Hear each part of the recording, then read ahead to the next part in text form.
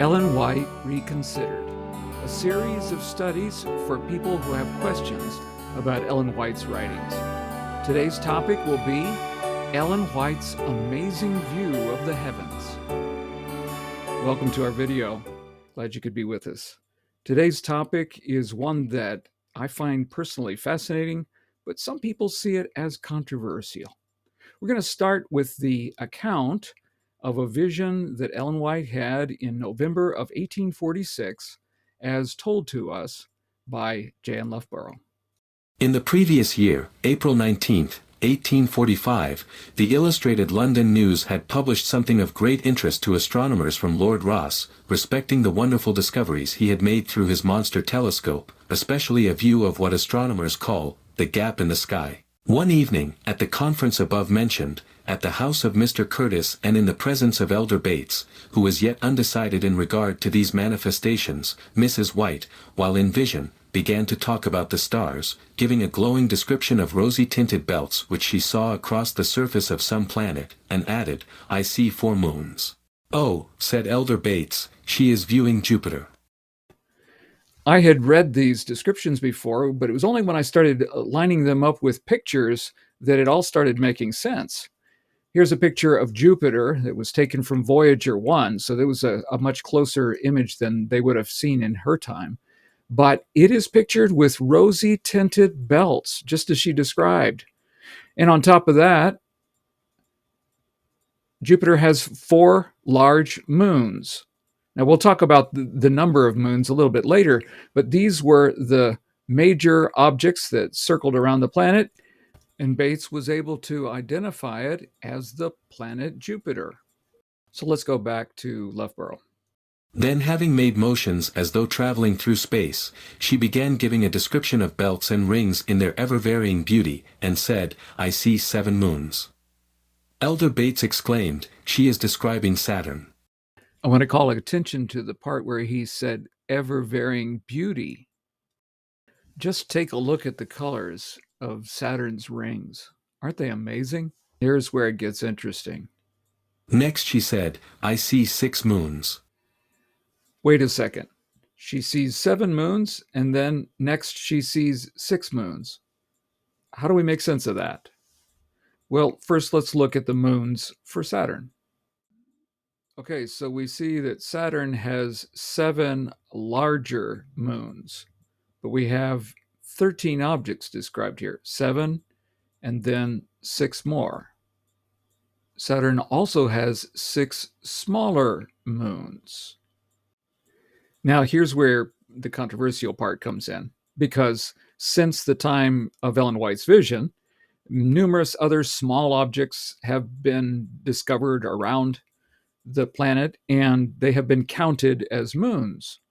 But are they really that sizable? Notice a comment from Wikipedia. Of the moons of Saturn, only 13 of them have diameters larger than 50 kilometers. Let's take a look at those. There are the 7 larger moons. You can see here they were all discovered in the 1600s and 1700s, and they range from 5,000 kilometers down to 396 kilometers. But these are the first 7 larger moons. If we take into account the smaller moons and all the other objects, there are still 6 that are larger than 50 kilometers large, the smallest of which is Pandora, 84 kilometers. But that makes a total of 13 objects. It's possible that's what she was talking about. I am aware that Bates and Loughborough may have considered that she was talking about another planet rather than additional moons, the planet Uranus. But that number of moons has changed over the years, and even at the time, there was some debate about how many moons it had. So let's take a look at James White's description of this same event. It's what we have labeled Vision V42. At our conference in Topsham, Maine, last November, Ellen had a vision of the handiworks of God. She was guided to the planets Jupiter, Saturn, and I think one more. After she came out of vision, she could give a clear description of their moons, etc. It is well known that she knew nothing of astronomy and could not answer one question in relation to the planets before she had this vision. So James wasn't certain that there was another one. All right, let's look into some of the controversial issues. You may have heard that if Ellen White were a real prophet, she should have given the number of moons that astronomers have now identified. All right, well, explain how that would have made sense to Bates in 1846. If she had given a number that accorded with, say, the number that they would have discovered by 1900, would he have been able to identify either of those planets? Would it have made sense to him? Or if they counted all the tiny little objects that are now described as being moons, would that have made sense to Bates? I don't think so. Okay, explain how that would have made sense in 1899. If she was able to tell the number that makes sense to us today, would it have made sense in 1899? Or would it have made sense in 1951 when F.D. Nickel was writing his book and answering this question? How would it have made any sense? The number keeps increasing as pieces of debris around Jupiter and Saturn are counted as moons. All right, let's take a look at a critic's page here. You can see the reference and how that this makes no good sense. Mrs. White's revelation certainly conflicts with modern science, he says. She failed to see at least 76 of Jupiter's moons. She failed to see at least 76 of Saturn's moons. She failed to see of 21 of Earth, and so on. Well, let's take a look. If we add the 6 that she does describe, add that to 76, that equals 82 moons when this was written. But take a look at Wikipedia today. There are 95 moons of Jupiter as of the 5th of February, 2024. Okay, can you see the discrepancy here? He says at least 76. Actually, that only brings you to 82, and now there's 95. So even if we had put the number that might have satisfied this critic, it's not accurate by the countless little objects that float around the planet today. And the same could be said of Saturn. So really, would any other number have made any more sense than the one that was current for that day? I don't think so. It wouldn't have satisfied anybody. So I think people are just kind of picking at it. And the truth is that the number of moons and that sort of thing was not what really impressed Bates at all. It was in accordance with what he understood at the time. But what was of real interest to Bates? Let's go back to Loughborough's account. And at once began a description of the opening heavens, with its glory, calling it an opening into a region more enlightened. Elder Bates said that her description far surpassed any account of the opening heavens he had ever read from any author. It stands to reason that it was the opening heavens that was of interest to him more than the planets and the number of moons and rings around them. Because Bates had written a pamphlet about the opening heavens as a result of his study of astronomy. And her description exceeded his. So what did he mean by the opening heavens? He was referring to the Orion Nebula, the opening in the heavens that astronomers thought was the place where stars were born. It's beautiful, and there are many, many different images that have been taken of this wonderful constellation, and it has piqued the interest of many for the years. And so he was caught up with her descriptions, and it was amazing to him that she had seen more than he had studied. Now, you may have heard that Ellen White got her views of the heavens from Bates' book on the opening heavens, but would that make any sense?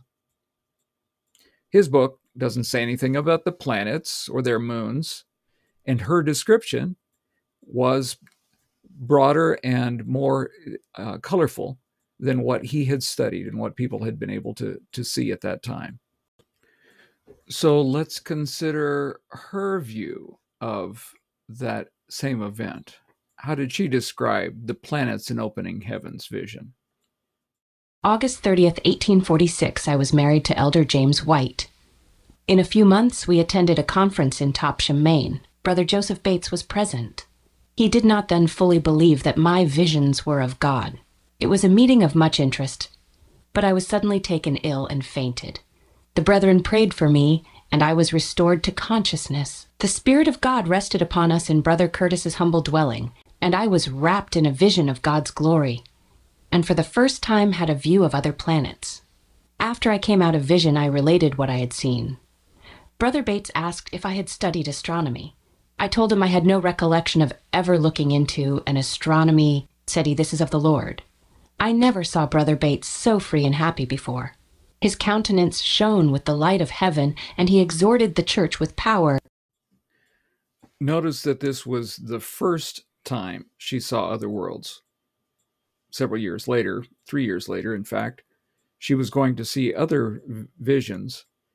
And there is some confusion because another eyewitness, besides Loughborough and James White and Ellen White herself, is Marion Stowell. Marion Stowell was a good friend of Ellen White's from their adolescence forward.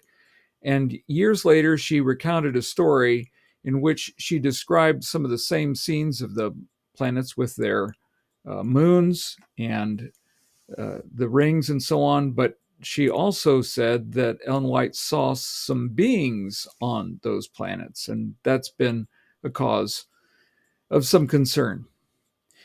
What I'd like to suggest here is that Marion has done what many people do after many years.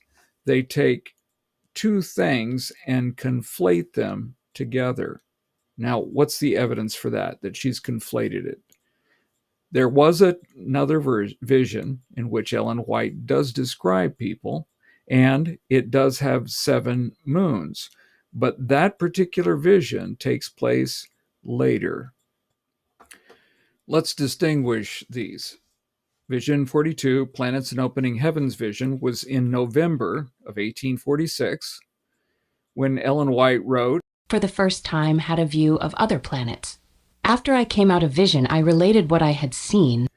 but the vision where she saw Enoch on another planet that had 7 moons is in January of 1849 when she wrote, Then I was taken to a world which had 7 moons. There I saw good old Enoch, who had been translated. and then again in September of that same year, she also saw other beings on other worlds. Going to another place or planet, majestic, lovely, and beautiful. They know the redeemed in that dark spot, this earth, that they shall soon behold them. Hallelujah! Lovely as in the Garden of Eden of all sizes, as they pass around by the gates, they behold their image. They meet every Sabbath holy unto the Lord. So there you have it. It puts the pieces together and makes more sense. She saw these planets, and it made a deep impression on Bates at a time when he was formulating his understanding of her gift. He was holding her at some distance at first, and he describes in Word to the Little Flock that it was this vision that helped him to understand that God was giving her things beyond her ken, something that she wouldn't know otherwise. And when the descriptions surpassed the best descriptions that he had read and what he had written, it made a deep impression on him. And he was able to receive the other messages that she was receiving.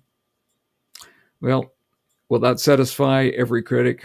No, I think some folks would like to see her fail, and so they'll quibble over these different things. But I think the evidence is pretty plain.